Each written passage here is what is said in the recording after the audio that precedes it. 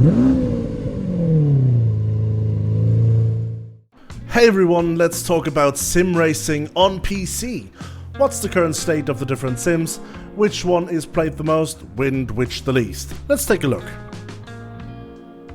So, first of all, let's talk about the classic that is Assetto Corsa. Mods still let this behemoth of a sim racer be on top of what it could be. I mean, I'm recording this on a Monday evening European time, and we've got over 12,000 people concurrently in game. The 24-hour peak is nearly the same as the all-time peak, which is just 23 days ago, December the 27th of 2025. 20,000 people in the game concurrently. Amazing for a game from 2014. Also worth mentioning, it's ranked 61 in daily active users. That's out of all Steam games. All of them! Wow. That puts it between Kingdom Come Deliverance 2 and Wuthering Waves. Also almost the top racing game on Steam. Only Forza Horizon 5 is just up ahead, and if we include other driving titles, BeamNG Drive is still higher, as well as Euro Truck Simulator 2. The only challenger for Assetto Corsa in the sim racing sphere is actually often above it. Of course, it's iRacing. Unfortunately, iRacing makes it a bit difficult to compare because the majority of people playing it don't have it through Steam. Yesterday, Sunday, when I looked in the European evening, we were at about 23,000 concurrently active players. Right now it's 15,000, but that's bound to increase as we move into a time where more US Americans are active. So iRacing's still on top, especially in the online racing side. Assetto Corsa Competizione, surprisingly to some, is still not dead. Yes, we are far off the all-time peak, but looking at the data over the game's entire lifespan, we're still about average. Weekly, we have just above 5,000 active players, ranked number 253 in daily active users. Not bad for a hardcore simulator. Let's go over to a bit of a newer game now. Le Mans Ultimate is doing really well right now. Or at least has done so since November, but especially December of 2025. Strong peaks every week and every evening, to be honest, with the worst days in the last weeks being around 6,000 people active at the same time, while weekends go above 8,000. Let's see if they keep at this strong climb. Race Room next, and it's had a pretty strong showing towards the end of last year with new car classes and circuits. Still a ways off of the peak during the start of the pandemic, but at least from what I've heard, the recent DLCs have been doing very well. And Race Room is racking in over 1,500 players pretty much every evening, which is good. Let's see if they keep up the momentum. Automobilista 2 is a bit ahead of Race Room in terms of concurrently active users. Every evening they seem to get up to 2,000 people at the moment. But it seems like they couldn't fully capitalize on the peak they had towards the end of 2024. Average numbers are certainly higher than they were before that, but there was still a steep drop-off. Next up is Rennsport, which had its official full release on November 11th, which was its peak day on Steam. As well, with 306 concurrent players.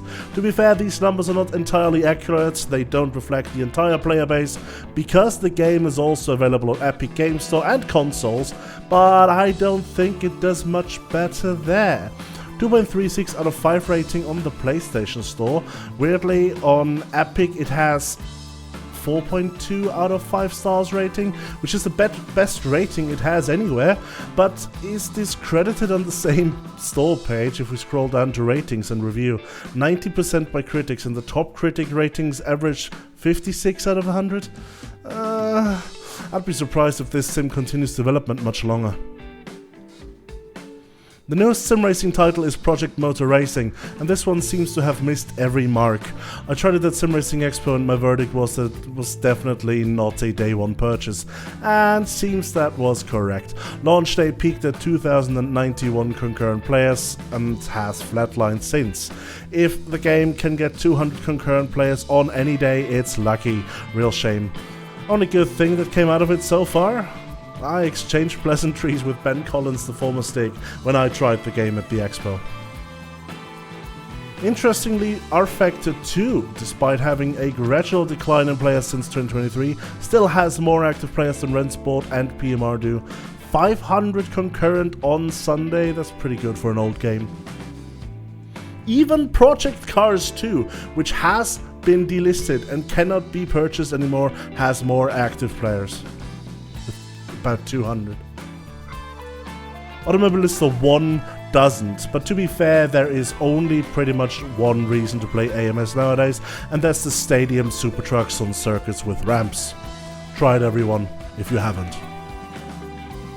Pista is also doing well compared to its past. Let's see if they get it to multiplayer, maybe then it'll receive more attention. Going over to Rally Sims, EA Sports WRC seems to be doing okay-ish. Compared to its launch, it flatlined without a doubt, but it still gets over 400 people each day, which is okay, I guess.